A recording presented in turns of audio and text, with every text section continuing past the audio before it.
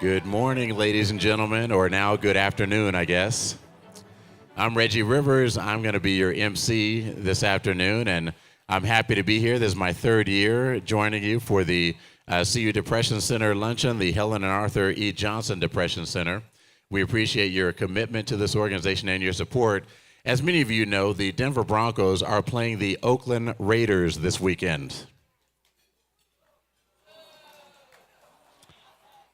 If our Denver Broncos were to lose to the Oakland Raiders, there might be an uptick in action at the Depression Center on Monday, but we don't want that to happen. The Oakland Raiders, a little known fact, the Oakland Raiders are the dumbest team in the NFL. That has been tested.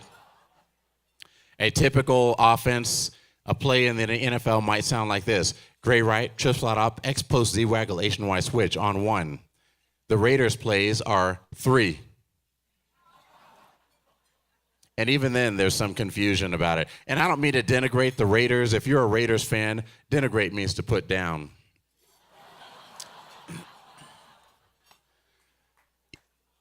You know, this is the 7th annual fundraising luncheon for the Helen and Arthur E. Johnson Depression Center. And this year, we are blessed to have Andrew Solomon as our keynote speaker. He's a professor of psychology and a mental health advocate. Yes.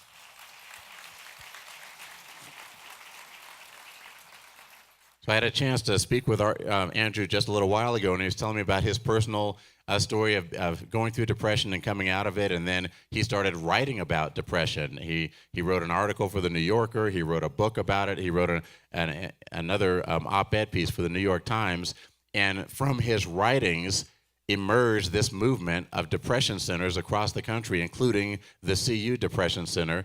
And so I haven't had the opportunity to read your articles, but I'm going to go find them after this luncheon, and I want to get your book as well, because I think that anybody who has the ability to spark this type of movement across the country, your writing there must be an elegance to your writing, but also just a simple practicality about it, that you're expressing things that people have been thinking about for years but haven't been able to put in words the right way. And when you put it in the right kind of words, it now gives people the meat that they need to start to move forward with this. And so I'm excited to hear your presentation, and I'm excited to read your articles and books after this event is over. You know, depression is a difficult subject. We all know that for years and years, depression is the kind of topic that lives in the back corner of the house and is never really brought into the light. And now depression has a seat at the kitchen table and in the living room where people can talk about it openly. I know that as a man, there's a big stigma about any kind of mental illness. As an NFL player, a huge stigma about any type of mental illness. And it's part of the problem. The concussion problem is partly because of the hits, but also partly because of the shame that players feel in reporting injuries and actually getting the help that they need. So the Depression Center, the Helen and Arthur Johnson Depression Center, the work that they do is so important in our community, and they're having a huge impact, and we appreciate you guys being here to celebrate with us. This is the largest audience we have had ever for one of these luncheons, so thank you.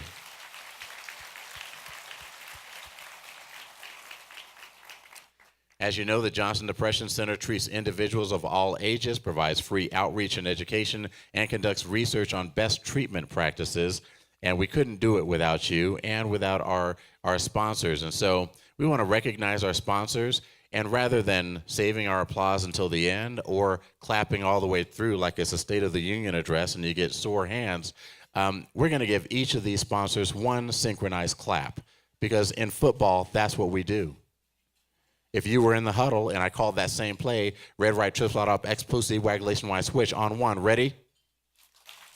You weren't ready. Ready? Ready? Ready? Oh, you guys are good. So we'll give each of our sponsors one synchronized clap, starting with our premier sponsors, Bridget and John Greer. Get it together, people. Justin and Scott Schwader. That was nice. The Solich Fund, the Uyghurs Family Foundation. Our gold sponsors are Kathy and Brad Coors Foundation. Heather and Jimmy Mulvihill, Virginia and Scott Ryman, our silver sponsors. Frederick C. Hamilton Family Foundation, the Precourt Foundation, Ann and Kevin Reedy, and Marcy and Bruce Benson, George and Mary Sissel, Cuvée, Johns Manville. So let's give them all a round of applause. You can find a listing of all the sponsors in our program today, and they're also listed on the screen.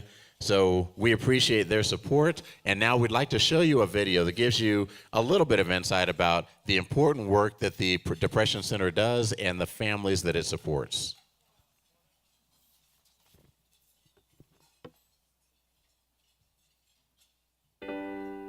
1 in 5 people in the United States will have a mental illness in his or her lifetime. 1 in 5 people will have depression, bipolar disorder, and anxiety disorder, or another mental illness. That's right, 1 in 5 of us. Meet Max. When Max was little, he devoured books, played the piano with passion, and hit a baseball far.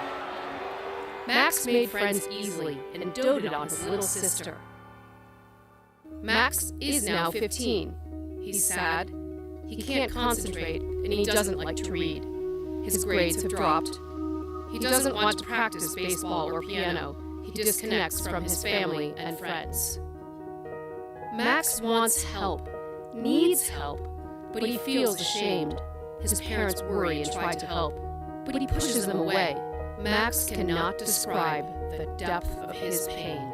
His parents' friends say he's just being a teenager. They're wrong. So what is going on with Max? Max is suffering from depression. And he's not alone. 10% of Colorado teens had a major depressive episode in the last year. Max hates himself. He feels like a burden to his family. If he were dead, things would be easier for him and his family. There's a gun in the basement. On average, 1 American dies by suicide every 13 minutes. Think about that. Think about how many people are directly impacted by such a tragic loss. What if the people around Max, or even just one person in his circle, attended a Johnson Depression Center educational talk? What if a teacher, coach, or classmate learned how to recognize someone in crisis at a suicide prevention training? Or his dad attended a teen mental health panel at Max's school?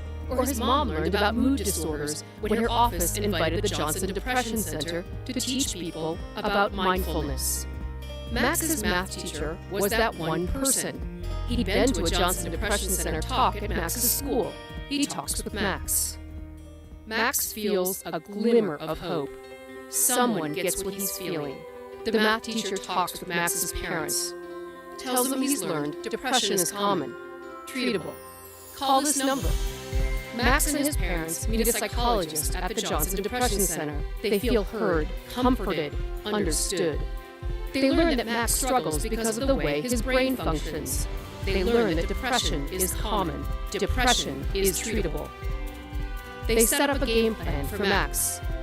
Max and his family now have a team of professionals at the Johnson Depression Center they trust. Everyone's on Team Max. Max starts to feel better. He reconnects with family and friends. Hey, Max. Welcome back. Teachers tell him great job. Coach welcomes back his star player. Team Max is there for Max as he begins to change the course of his life. The life he didn't think was worth living. Thanks to our community outreach and our team approach, successful outcomes like Max's are becoming more common. Early intervention means greatly improved outcomes. Healthier kids mean healthier communities. The Johnson Depression Center improves the lives of people of all ages suffering from depression or mood disorders by changing the way their mental health care is delivered. Our team approach gives patients reliable diagnoses and an individualized treatment plan. Our community programs educate and train people to understand and recognize mental illness. They reduce stigma and encourage people to seek help sooner. leading to better outcomes. Through telemedicine, our doctors connect with doctors and patients in underserved areas. Our doctors participate in cutting-edge research, and as a part of the National Network of Depression Centers, have access to the best evidence-based practices available. Do you know someone like me? If not, you will, and that's okay. Because I'm okay. And now we all know. Mental illness is common. Mental illness is treatable. The Johnson Depression Center is here for Coloradans. Together, we can win. Just like me, Max.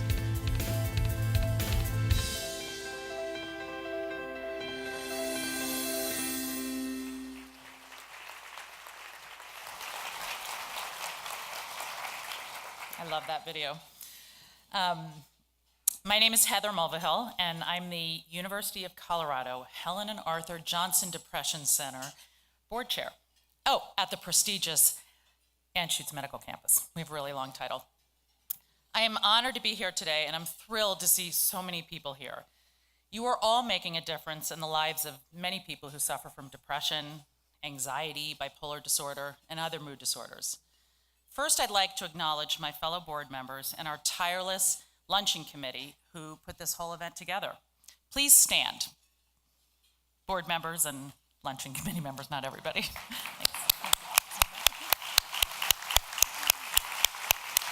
Thank you. So the purpose of this luncheon is to raise money for the exceptional work being done at the Johnson Depression Center. And it's about raising awareness for mental health. And I think that's as important as anything. If you do one thing when you leave here today, tell somebody that you attended the Johnson Depression Center's annual luncheon. You can help reduce stigma of mental illness by proudly sharing that you support the center. And as my fellow board members will tell you, when you share that you are involved with the Johnson Depression Center, you'll be surprised at how many people have a story to share or a real desire to learn more. As you saw in our video, 1 in 5 people will deal with a mental illness, so this is really more common than you might think. And with your partnership, we are making a difference in the lives of so many people and so many families. I want to highlight a few points of pride from the last year, achievements that you have made possible. For those of you joining us for the first time today, this is just a fraction of the work that is done at the Johnson Depression Center. Since we last saw you, we had nearly 8,000 patient visits. This is the past 12 months. Since then, we've also expanded our adolescent and child program. So we see the entire family. We see people of all ages. We see mothers facing postpartum depression, children with anxiety disorders, adults struggling with bipolar disorder, and families learning how to work as a system to support their loved ones who have a mental illness. Beyond seeing patients at the Johnson Depression Center, our executive team, led by Dr. Marshall Thomas, is developing a clinic to serve veterans and their families in conjunction with the Cohen Veterans Network. Speaking from personal experience, when someone in your family is suffering from a mood disorder, the entire family is affected. Other services for veterans don't include the entire family, and this is a key component to recovery. We will open one of 22 national clinics in early 2018 and anticipate seeing about 500 patients in the first year. One reason that we were chosen to work with Cohen is our expertise in telemedicine. Our director of telemedicine, Dr. Jay Shore, is a nationally recognized expert in telehealth, and he has expanded this program to include several sites throughout the state of Colorado. At these sites, doctors and patients have immediate access to clinical expertise in far-reaching communities throughout Colorado where no mental health services currently exist. Additionally, thanks to the Sala Foundation, we have hired a full-time outreach and education manager. Herself a master's level clinician, Alex Yannicone has trained over 3,400 people in suicide prevention and mental health education programs over the past 12 months. Many of those in schools, all ages, in homes, businesses. And this is how great the need is. And there's so much more to do. Our capacity to help people in our community grows through our partnership with you, our supporters. and we thank you all from the bottom of our hearts. Some of you in this room have not only contributed annually through this luncheon, but also to our endowment. And as a board, we set a goal of $20 million, and in the past 3 years, we've raised $15 million. These dollars and any you give today will save lives now and in the future. Partners take many forms in the battle against mental illness. So now I'd like to introduce a community volunteer who is doing some exceptional work. Courtney Hughes has hosted many suicide prevention trainings in her own home, bringing friends, neighbors, colleagues, and other members of the community together to learn about mental illness and to learn how to help people who are experiencing a mental health crisis. Most of us would know what to do if we saw somebody in the throes of a heart attack. But recognizing and responding to a suicidal crisis is also something that anyone can learn. Courtney has made it her own personal mission to not only destigmatize mental illness, but also to help reduce the alarming amount of suicide in our communities. It is truly my honor to introduce Courtney Hughes.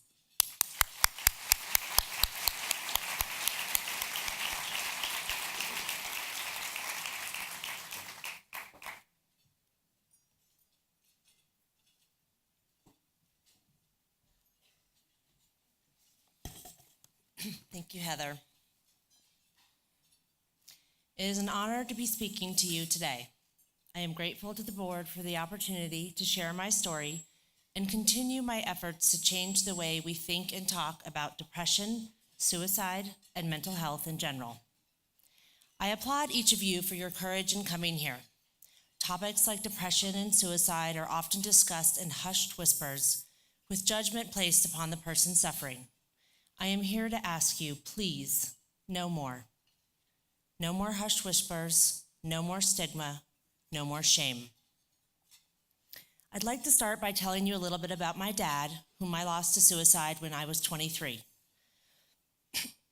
My dad had a genuine, joyful nature and made everything into a celebration. He welcomed our friends with open arms, and as a result, my house was the one where people would congregate. He would make countless pounds of bacon on Saturday mornings while singing along to Fleetwood Mac or Paul Simon. We all pretended to be embarrassed by his singing, but we secretly loved it. He was truly one of the funniest people I have ever known, always making others laugh with his jokes and imitations of Robin Williams or John Belushi characters. He had the heart and body of a teddy bear, joking often about how hard he had to work to maintain his girlish figure. He was the CEO of a public company started by his grandfather and even carried humor to the office, thus earning him the nickname, the Director of Mirth. One time an email went around the entire office reminding employees that cropped shirts, short shorts, and tank tops were not permitted on casual Fridays. And my dad, whose idea of casual Fridays was to wear a striped shirt with a suit instead of a solid, replied all and wrote, "Does this apply to me?" To my knowledge, my dad did not have a history of depression. In fact, we did not know he was depressed until he died. By we, I mean my mother, who was a clinical psychologist, my brother and me, and the many doctors we saw in the time leading up to his death. Knowing what I know now, there were signs, but we all missed them. About 6 weeks before he died, he started to experience intense abdominal pain, yet his doctors were unable to determine the cause. He started missing work and hardly left the house.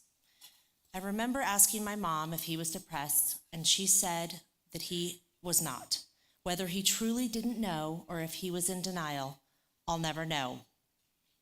What I do know is this. On the night of February 12th, 2000, my father decided at the last minute not to join my mom and another couple as they went to see Madame Butterfly, which ironically is an opera that culminates in a suicide. When my mom got home that night, she found him. He was only 51. I vividly remember calling people the next day to tell them my dad had died and being shocked when one of my cousins asked me, "What are we telling people?" To which I responded, "The truth." Here is the truth. There is no shame in suicide.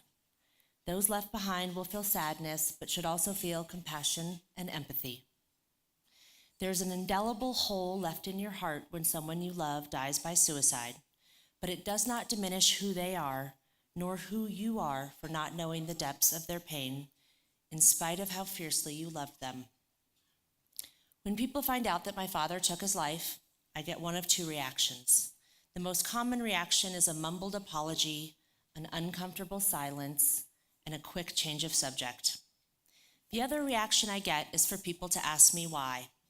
My dad left no note.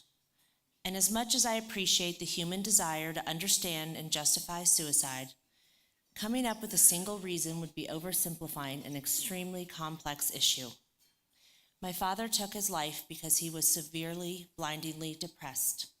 Depressed to the point where it seemed like a shotgun was the only way out. It is also worth noting that upon autopsy, a tumor was found on my dad's thyroid. Thyroid dysfunction can be a cause of depression, though what role, if any, this tumor played in my father's depression is impossible to say. Despite what many believe, suicide is not an intentionally selfish act. I can attest that my father was generous and selfless to a fault, but suicidal depression is irrational, and people who are suicidal truly feel as though they are a burden to those around them. People who die by suicide don't want to end their life. They want to end their pain. My father fell through crack after crack as friends, family, and doctors completely missed the signs of depression. Physical pain without a medical explanation can often be a symptom of depression, and had even one of these people been through a suicide prevention training, maybe the outcome could have been different. For those in your life, it can be different. A few days before my dad died, I remember suddenly being fearful that he was suicidal. I quickly shoved that thought into a back corner of my mind because I couldn't believe that my father, someone who embraced life to the fullest, would be suicidal. And besides, I did not have the tools or the language to ask about it at the time. Now that I've been through a suicide prevention training, I know that just asking the question often makes all the difference. I'd like for each of you to please consider taking advantage of the Depression Center's remarkable educational programming.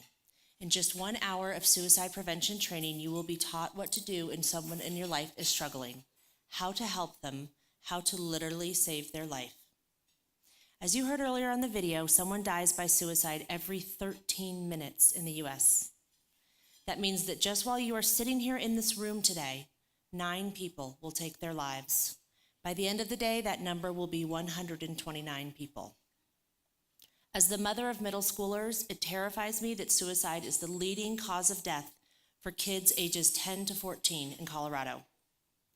But it doesn't have to be that way, and you can help. Suicide is a permanent solution to a temporary problem. Educate yourselves and educate those around you. Talk openly about things like depression, mental illness, suicide. Before I go, I'd like to ask you to please raise your hand if someone close to you has died by suicide. I am so sorry for your tragic loss, and I wholeheartedly empathize with your devastation. My beloved father was in so much pain that he saw no other way out, but I am making certain that he did not die in vain. Together, we can make a difference and save lives. Thank you for being here and for listening.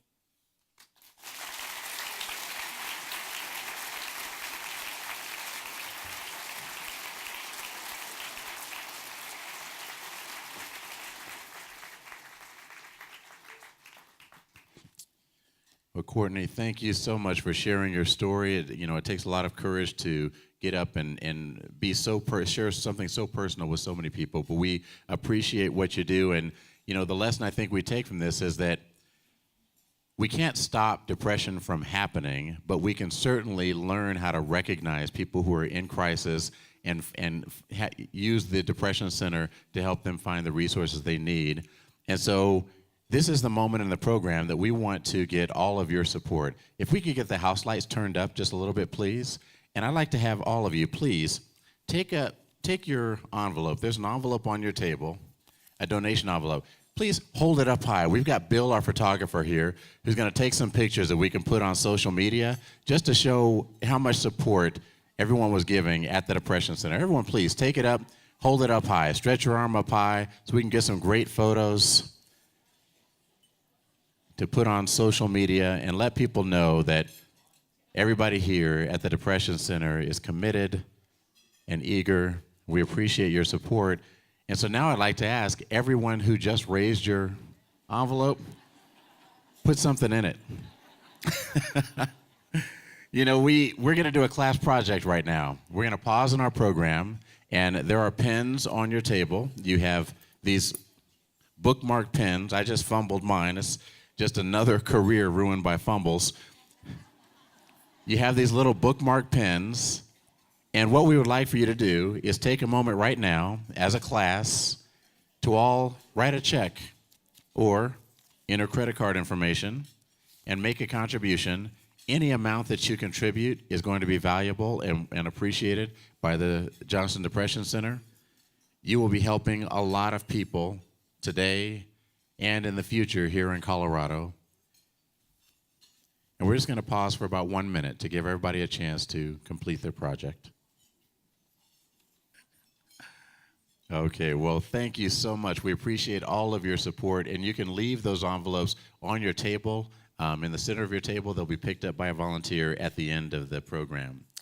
So it is my privilege now to introduce George Wiegers, who is the founding chair emeritus of the Helen and Arthur E. Johnson Depression Center and founder of the National Network of Depression Centers. So please give a warm welcome to George Wiegers.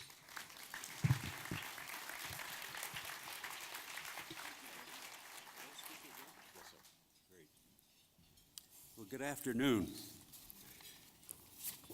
It's my honor to make a few comments and introduce our guest speaker. This is our 7th Depression Center fundraising lunch, and we have 600 guests here today, the biggest yet. These lunches provide about 25% or more of the Depression Center budget, so we appreciate everything you can do, particularly now that we have 1,800 visits on our first year at the Depression Center, and as Heather told you, we're going on 9,000 this year. I get the credit for starting the Depression Center, but it is owing to a lot more than me. I like to think of my supporters as deserving of awards. There are too many to name all here, but to thank a few of the most prominent. The Encouragement Award I want to give to Bruce and Marcy Benson, not only for encouraging the development of the Johnson Center, but finding the Johnsons to name the center, an enormous help. The Rescue Award goes to Don Elliman. Don saved the Cohen Vet program from elimination. A big hand. The Foresight Award I give to Marshall Thomas. Marshall realized that there's more to medical education than training doctors, and the Depression Center is owing to his efforts. The Management Award I give to Matt Mishkin, who has helped us organize the center, manage the finances, and manage the scheduling. The Mental Health Technical Award goes to Jay Shore for his telemedicine. The Enthusiasm Award I give to Emily Reeser. We'd be nowhere without Emily. The Organization Award to Heather Mulvihill and Bridget Greer and Ann Reedy and all of our board. And the Board Support Award to Pete Perry, who was there with me at the beginning. Jeannie Ritter, whom I hope is here somewhere. Jeannie. And the entire board. It's been a fantastic experience for not only the patients, but for all of us. The Inspiration Award goes to our guest speaker, Andrew Solomon. As you know, he's a National Book Award winner and a professor at Columbia in clinical psychology. I read an article in the New York Times, I guess it was in 2006. It was a column by Andrew lamenting the fact that there was no system to care for people with depression, such as there is to people with cancer. He was very persuasive in that article, so I called him up, asked him what I could do. I'd always had a strong feeling that I'd like to do something for depression. My mother was depressed, and I realized what a difficult life that can be for not only the individual, but for the family. So Andrew suggested that I get in touch with a medical doctor, a psychiatrist at the University of Michigan, Dr. John Greedon. So I went to see him. He showed me around the first depression center, which existed at the time at Ann Arbor at the university, and told me that he had a dream. He wanted to tie together 23 medical schools and major universities to organize the national network of depression centers. I thought that was a pretty slick idea. So I said, okay, I'll pay for it. And away we went.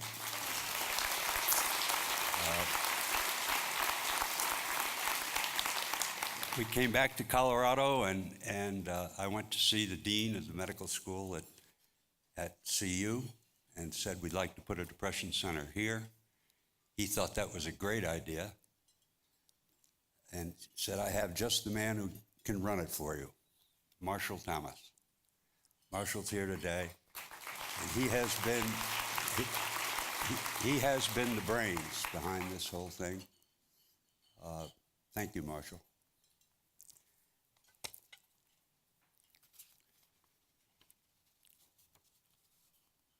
So I guess that's where we are. I'm delighted to introduce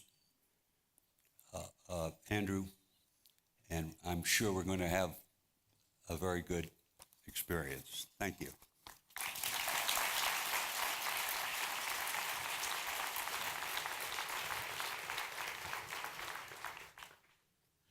Well, many thanks for that very generous introduction and for the reflection on the remarkable work that's going on here. You know, when they're trying to keep journalists from getting too arrogant, they remind us all the time that yesterday's newspaper is used to wrap fish. And so the idea that an article that I wrote could have ultimately played any part in leading to the formation of this center and others like it is immensely meaningful to me, more than I can possibly begin to say.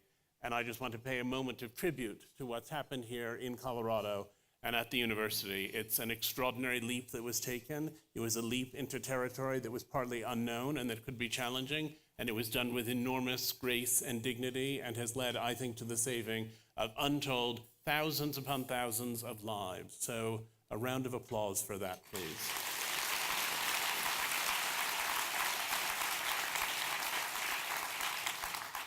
One of the consequences of taking a public role as someone interested in and engaged with depression is that you become the recipient of endless letters from people who are writing to you. The people who write to me, many of them, are so alone. They're more alone than you can imagine. They're so alone that none of you will know them because nobody knows them. They get up and they have something to eat, and they go into a job where they interact with a machine all day long, either in a factory or with a computer. And then they come home picking up something to eat on the way back and sit and eat it in front of a television and go to bed and get up and repeat the whole thing the next day. It's terrifying to encounter that aloneness and how many of them have actually come far enough to admit they have depression. They've come far enough to be writing to me, and yet they nonetheless don't know where to begin to find any treatment or resolution. And those who have sought treatment have in many instances received poor treatment. So do we need depression centers? We need them as centers of clinical excellence, and we need them, moreover, as places where people who are going through this can find community with one another, and we need them as centers of research. We need them in every possible way there is to need facilities of that kind. There's such need for a place to go. I'm going to try to describe to you a little bit of what depression is like. And I'll start with a poem by Emily Dickinson that I remember reading and thinking, ah, yes, that's it. She wrote, "I felt a funeral in my brain, and mourners to and fro kept treading, till I thought that sense was breaking through. And when they all were seated, a service like a drum kept beating, till I thought my mind was going numb. And then I heard them lift a box and creak across my soul with those same boots of lead again. Then space began to toll, as if the heavens were a bell and being were an ear, and I and silence some strange race wrecked solitary here. Just then a plank in reason broke, and I fell down and hit a world at every plunge, and finished knowing then." Depression is the flaw in love. The capacity for extreme emotions is part of what makes us human.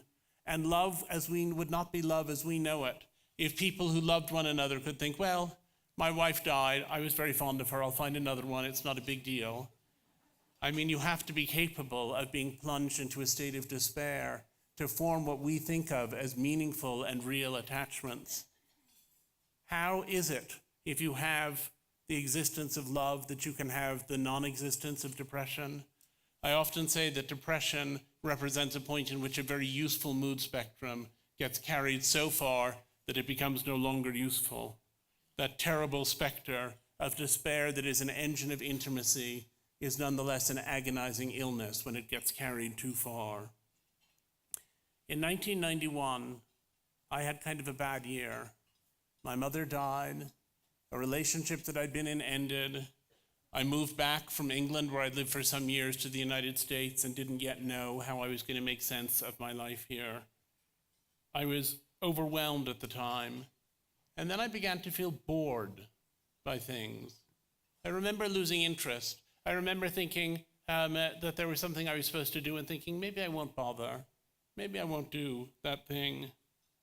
I often say that the opposite of depression is not happiness, but vitality. And it was vitality that seemed to leach away from me in that particular instant. I remember coming home and looking at my answering machine, back in the days of answering machines, and its little red light would be blinking, and instead of thinking, oh, my friends love me, they've called to see who I am, I would think, what a lot of people to have to call back. What a lot of calls to have to make. What a lot of messages even to have to listen to. And then things began becoming difficult. I would think, I should have lunch now. But it felt to me like an impossibility. I would have to get the food out of the refrigerator. I would have to put it on a plate. I would have to cut it up and chew it and swallow it. And those activities felt to me like the stations of the cross. And one of the things that often gets lost in the narrative of depression is that you know it's ridiculous even when you're most in its throes. I knew perfectly well that it was possible to do all of these things and that most people ate lunch every day. Not always quite like this, but they ate lunch every day, and that it shouldn't be so difficult. And yet it was an incontrovertible fact. It was more than I could manage. And then the anxiety set in. Anxiety and depression are related both biologically and experientially. And when the anxiety began, it was the worst feeling I'd ever had. I felt terrified all the time. I had that feeling that you might have if you slip and trip just before you hit the ground. But instead of lasting a split second like that does, it lasted day after day, week after week, ultimately month after month. I was so frightened, but I couldn't say what it was that I was so afraid of. I didn't know what the fear was. I just knew that I felt this terrible, consuming fear. And frankly, if you said to me, you have to be depressed for a month, I would not be pleased about it, but I would say, okay, as long as I know I'll be okay by the end of October, I'll manage it. But if you said I had to experience acute anxiety for the next month, I would be in a state of immediate despair, because even knowing that it would go away, the idea of feeling that way for a month would be so horrifying and so anathema. I reached a point at which just being alive felt so painful. And one day, I remember waking up and feeling so petrified that I couldn't move. I thought I might have had a stroke. I couldn't get out of bed. I couldn't go to take a shower. I couldn't do anything. And I looked at the phone, which was right next to my bed, and I thought I should call someone and I should get help. And I couldn't bring myself to reach out and pick up the phone and dial it. And I spent 4 hours staring at the phone, trying to get up the energy to reach out and touch it, and it began to ring. And it was my father. And I said, something has gone horribly wrong. And he said, I'll be right there. Now, I had two advantages as I entered into the world of depression. One was that I knew that objectively I had rather a nice life, and if I could only get better, there was a good life to enjoy on the other side. But the other was that I had access to good treatment. I had it because I came from a relatively advantaged background. I had it because I was in New York where there was good treatment. And I had it because my father, it would embarrass me to be so reliant on him when I was almost 30 years old, but my father managed to see to it that I got into the best possible treatment. But despite all of that, I got better, and I thought, well, I'm through with that. And I went off treatment, and I relapsed. And then I emerged, and then I relapsed. And then I emerged, and then I relapsed. And I went on playing that idiotic game that almost everyone plays when they're first dealing with depression. The reality is that while some people have a single episode triggered by particular circumstances, for most people this is a chronic condition, and you have to keep on top of it, and you have to keep treating it. For me, it was medication and talking therapy, psychodynamic therapy that helped. Different things have helped different people. I was lucky, as I say, to have the help, but even so, I went through years and years and years of wobbling around one way and another. Now, our understanding of the brain right now, despite the good work of researchers at this depression center and elsewhere, our understanding of the brain is incredibly primitive. The treatments for mental illness that exist are in many ways appalling.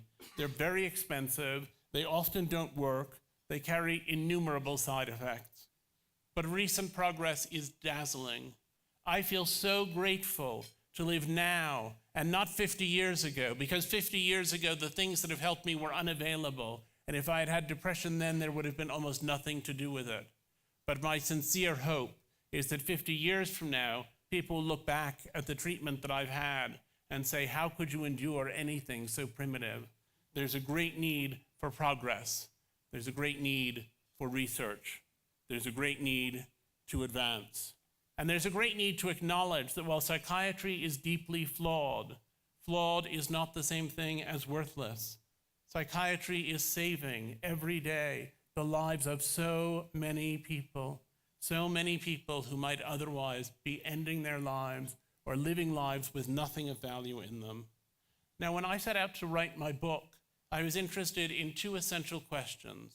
The first was that I had discovered that I met people who had what sounded as they described it, like relatively minor depression, who were nonetheless completely disabled by it. And equally, I had met people who had what sounded when they described it like very severe depression, who nonetheless managed to have good lives, at least in the interstices between their depressive episodes. And I wanted to understand what the mechanisms of resilience were. And I also wanted to get away from this idea that depression is a modern, Western, middle-class illness by reflecting on the way it's functioned in a variety of contexts. In terms of getting away from it as a modern illness, I will tell you that Hippocrates, writing 2,500 years ago, gave a description of depression as a situation of patients who lost the will to live, who were extremely anxious and upset, who withdrew from the rest of life. He gave a description that would work perfectly well today.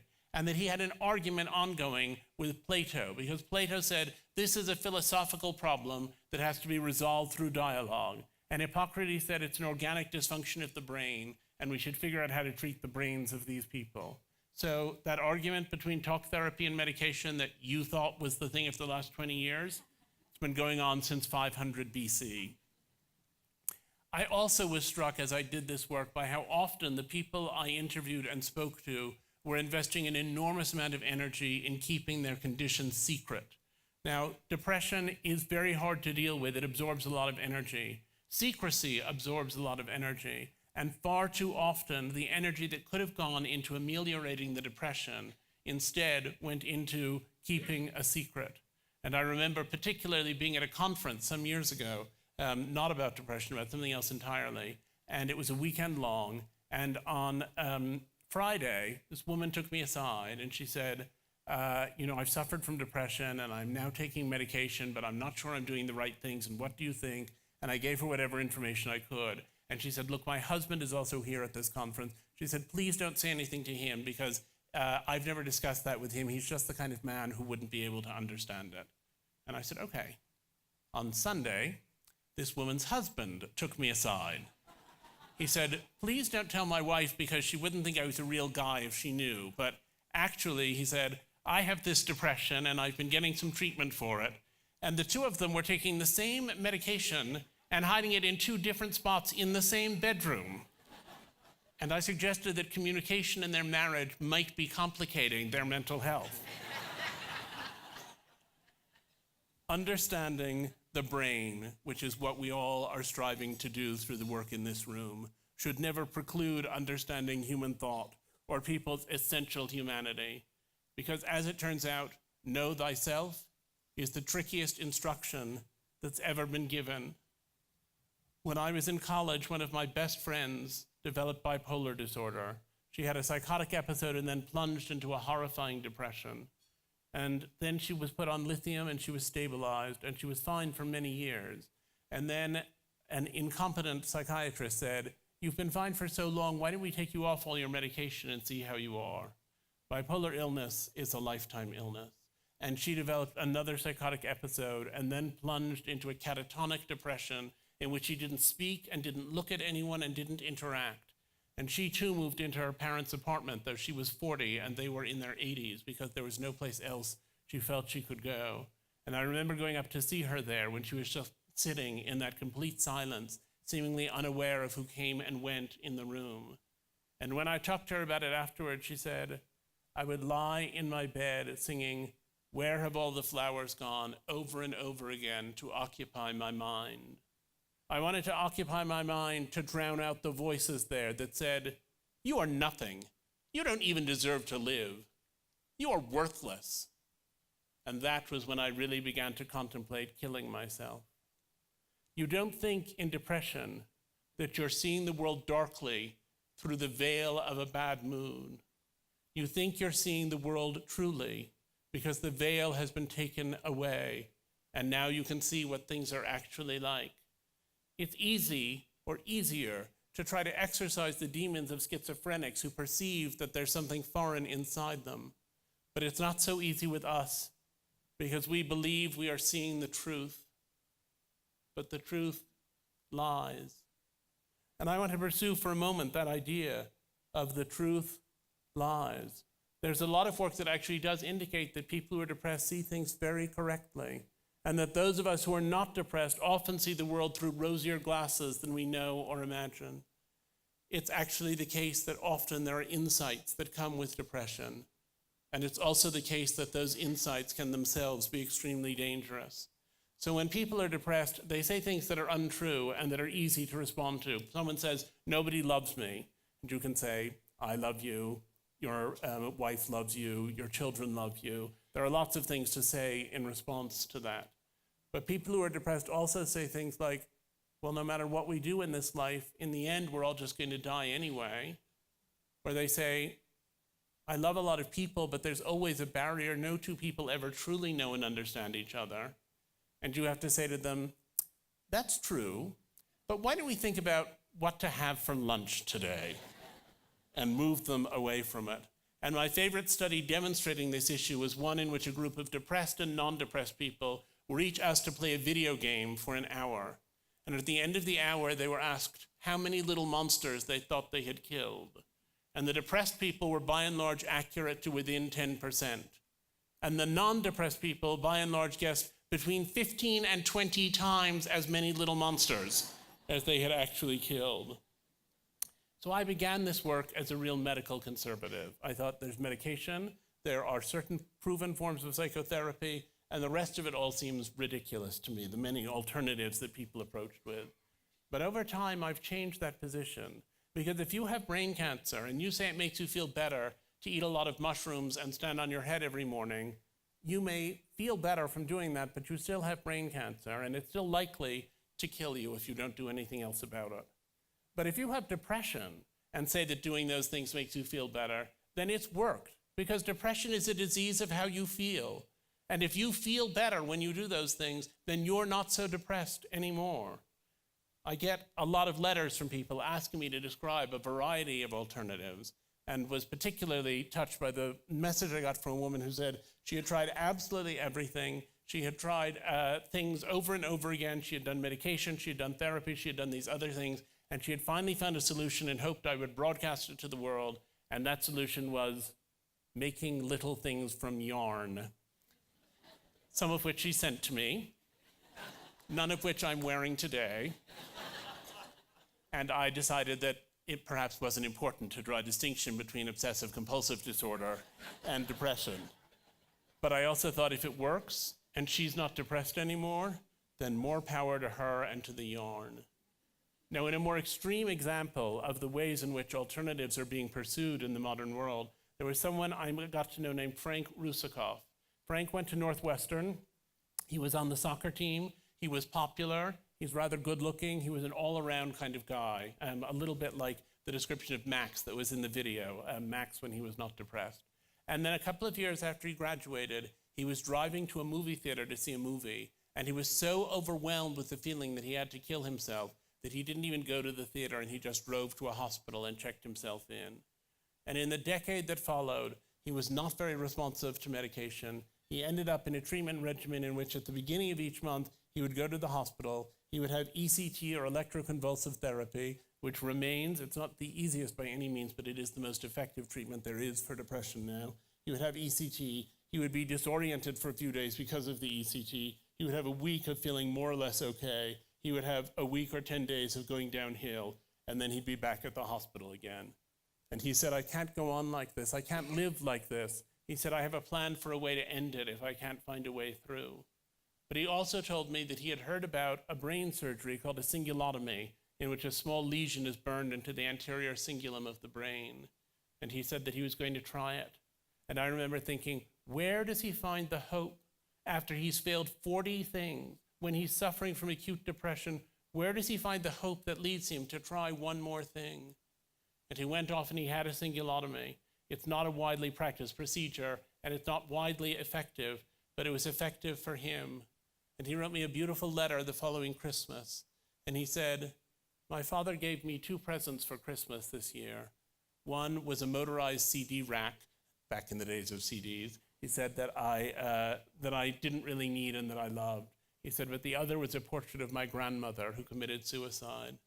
When I opened it up, I began to cry. And my father asked if I was crying because of all of the relatives I had never known. And I said, she had the same disease I have. I'm crying as I write to you now. Maybe it's just that I could have killed myself, but my parents and the doctors convinced me to keep going. I'm pleased to say that that young man, who is now less young than he was then, is now married and has 2 delightful children, to whom I remain very close. I was interested in this question of these alternative approaches. I've been interested in the more recent work that Helen Mayberg has done at Emory, in which she has done deep brain stimulation using devices similar to those used in Parkinson's that are surgically implanted in the brains only of people with very severe and totally intractable depression. She records the sessions, and the patient has to be conscious while the procedure is going on to make sure that nothing is going in the wrong way. And she turns the device on but doesn't tell them when she turns it on. And it stimulates this area 25 in their brain. And there's amazing footage of one patient. The device was turned on. She hadn't said anything, and the patient said, "What did you just do?" And she said, "Why do you ask?" And he said, "All my life, I've been stuck in a room with 1,000 screaming children, and they've just left the building." Now, I also wanted to look at the more far-flung versions of alternatives. As I said, I wanted to get away from the idea that this was a Western illness. I went to Greenland to look at depression among the Greenlandic Inuit, to Cambodia to look at the way people dealt with depression following the Khmer Rouge. And I went to Senegal because I knew there were tribal rituals for the treatment of mental illness, and I wanted to understand them better. And I had a friend who had a Senegalese girlfriend, and she had a friend who was a cousin of a friend of, it was a long line of connections that led to someone who actually practiced this ritual called the Ndop. And so I went off and interviewed Madame Diouf about the practice of the Ndop, and she told me all about it. It was a fascinating interview. And at the end, I said, a little shyly, I said, is there any possibility I could actually see an Ndop being performed? And she said, well, I've certainly never had a foreigner, the word was tubob, I've never had a tubob at one before, but you've come through friends. Yes, if you would like, you may stay here and see an Ndop. And I said, how great. I said, when will you next be performing one? And she said, oh, sometime in the next 6 months. And I said, 6 months is rather a long time for me to stay here, waiting for this to happen. Wonder if anything could be expedited. And she said it didn't work that way. And I said, well, I was sorry I wasn't going to get to see it, but I was so glad to have met her, and I thanked her very much. And as I was leaving, she said, excuse me? And I said, yes. And she said, I hope you don't mind my saying this. And I said, no, what? And she said, you don't look so great yourself. She said, are you suffering from depression? And I said, well, kind of. I'm not in such a bad place now, but I certainly have. She said, I've certainly never done this for a tubob before, but I could do an Ndop for you. And I said, oh, what an interesting idea. Yes, perhaps we'll do that. So I will not take you through the entire ritual that I was involved with, but I will tell you that the high point came when I found myself in the central square of the small town where she lived, in a makeshift wedding bed with a ram, and with the entire population of the village going around us in concentric circles and throwing sheets of cloth over us. And at a certain key moment, the drumming stopped, the cloth was all pulled off, I was yanked to my feet. The loincloth that was all I was wearing was pulled away from me, the ram's throat was slit, and I was covered in the blood of the freshly slaughtered ram. And I thought, this is kind of a change from psychotherapy as I previously experienced it. But some years later, when I was working on another book and I had gone to Rwanda, I described this whole thing to someone in Rwanda. And he said, well, that's West Africa, this is East Africa. We don't have anything that's that much like that, but things that are a little like it. He said, it's kind of interesting to hear about it. We had a lot of trouble with Western mental health workers who came just after the genocide. And I said, oh, what happened? And he said, well, what they did was nothing like what you've described. They didn't get people outside where the sun is shining, where you begin to feel better. They didn't get the entire community involved in what was going on. They didn't have drumming that makes your blood run. They didn't have any identification of the problems you were having as external things that could be cast out of your body. He said, instead, they took people, one at a time, into these dingy little rooms and asked them to talk for 50 minutes about bad things that had happened to them. He said, we had to ask them to leave the country. Now, I'll just quickly say that I said I wanted to look at depression as being not modern, Western, or middle class.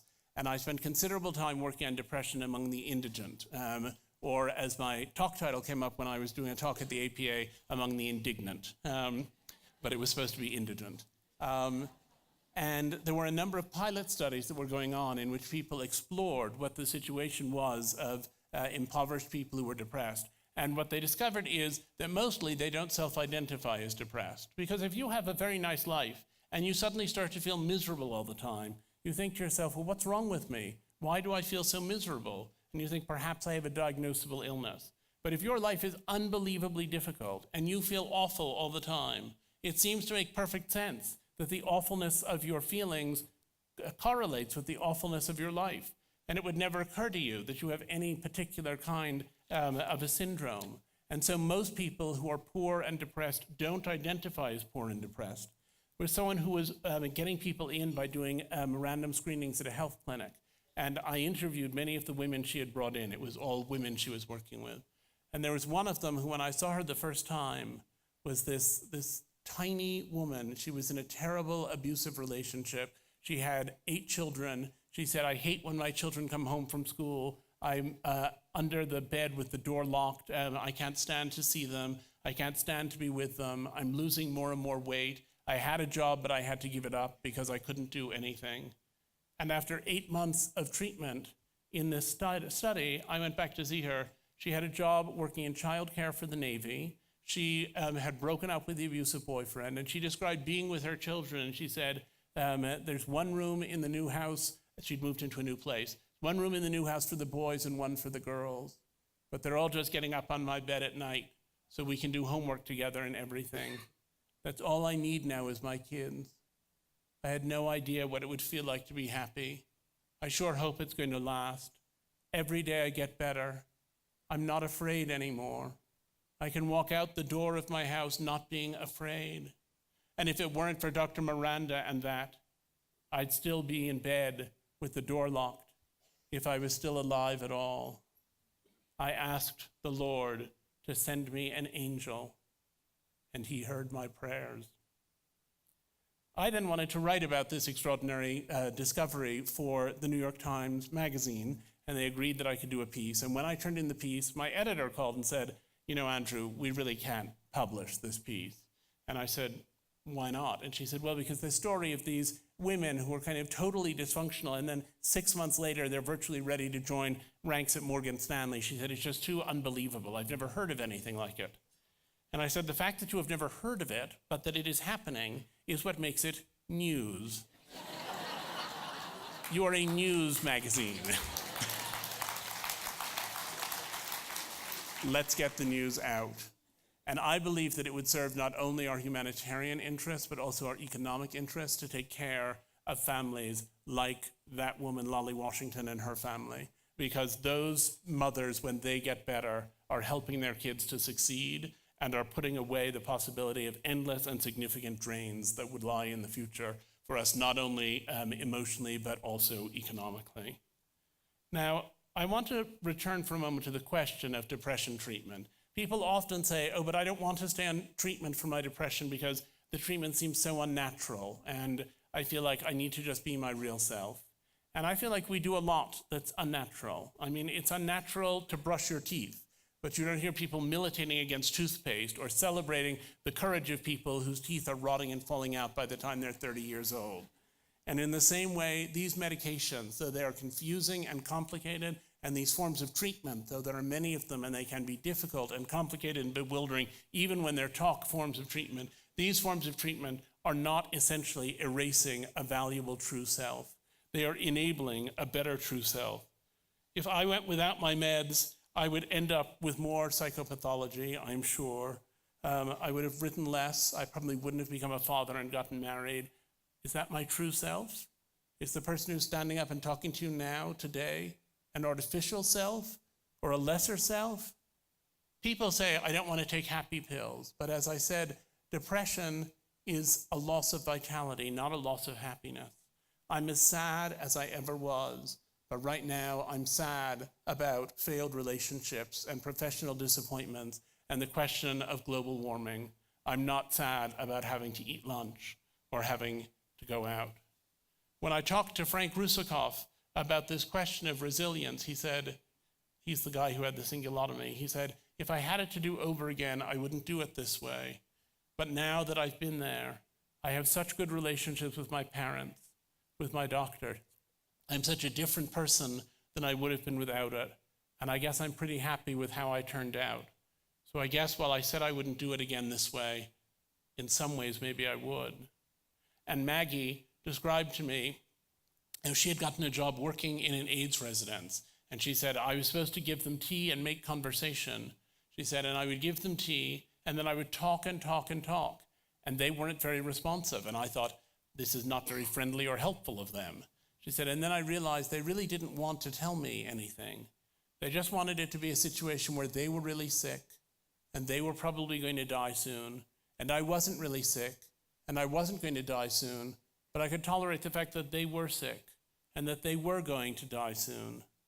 Our needs are our greatest assets. I've learned to just be there with people because that's what I needed from people. I've learned to give all the things I need, and it has given me a richer life than I would ever have had otherwise. So it's not that depressions are wonderful and that everyone should have one, but it's a question of whether those who have been through that experience gain some kind of meaningful insight. And what does that meaningful insight look like? And many of the people who gained insight seem to have gained also a sense that they grew through their depression. I started off by saying I looked at the mechanism of resilience, and I think the central mechanism of resilience is finding meaning. It's finding meaning in the experience you've had. And the choice to find meaning is a choice. People choose. They're going to find some kind of meaning in what has already happened to them or what is happening to them. And if you can find meaning in it, it gives you a way through and a way forward. I believe that I'm a better husband and a better father because I've had those experiences. It doesn't ultimately matter whether that's true. It matters that I believe it. It allows me to go on with my life. I felt that funeral in my brain. But one day, something I would have to call a soul emerged in me when hell came to pay a surprise visit. I hate being depressed, and I don't want to ever be depressed again. But in some curious way, I have learned to love the depression itself. That was a choice. It is a choice to think each day that I'm choosing to find and to cling to joy, and that I'm deciding, sometimes against the moment's logic, to choose to stay alive over and over again. To me, that is a privileged rapture and the essence of resilience. Thank you very much. Thank you. Thank you. Thank you so much. Thank you. Thank you, thank you. Thank you.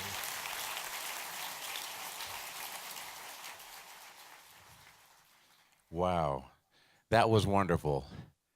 You know, because I was not an Oakland Raider, I took notes. And I spent a good part of the time, Andrew, just trying to decide, is this guy really smart or is it just the British accent? Maybe it's both.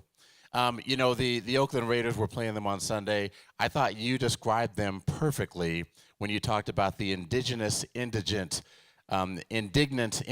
the indigenous indigent. No. You described it perfectly. I cannot. I'd like to share a poem. Roses are red, violets are blue. Some poems rhyme, others don't. I learned that our Raiders are capable of feeling deeply, and I should remember that they're just humans like the rest of us. They don't think deeply. Their thoughts don't keep them up at night. And you finally answered a question that has vexed everyone at the Johnson Depression Center. Earlier this week, we received a Speedo made of yarn, and we had no idea who it was for, but now that we've heard about your blind date in Senegal that ended up in the wedding bed with a goat, that it all is starting to make sense to us. Hey, thank you again for attending. Thank you to all of our sponsors. We appreciate your commitment to the Johnson Depression Center. Downstairs, Andrew will be selling and signing copies of his book. The Tattered Cover Bookstore is here, and you can purchase one of his books and get his autograph. If you are the sponsor of a table, please take the centerpiece home with you. If you're not the sponsor of a table, maybe you're a little bit quicker than the sponsor of the table. We want to thank Bloom by Anuska for the beautiful table arrangements for today's luncheon. Thank you, everybody, for coming. Have a great weekend.